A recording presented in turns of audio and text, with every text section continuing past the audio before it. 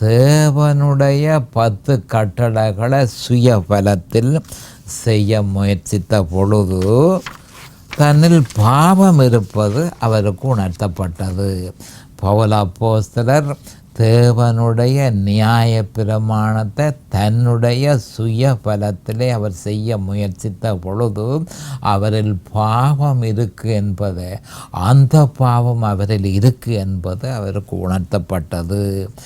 இதற்காகவே தேவன் நியாய பிரமாணத்தை கொடுத்தார்ன்றதை நாம் தெளிவாக அறிந்திருக்க வேண்டும். அப்போ நியாய பிரமாணத்தில் ரட்சிப்பும் இல்லை, அதனில் வெற்றியும் இல்லை என்பதை நாம் அறிந்து கொள்ள வேண்டும். அப்போ எங்கே வெற்றி இருக்கு? கிறிஸ்துவ பெற்றும் விசுவாசத்தில் மட்டுமே வெற்றியுண்டு. அந்த விசுவாசம் என்ன? சிலுவையில் அறையப்பட்ட இயேசு கிறிஸ்து.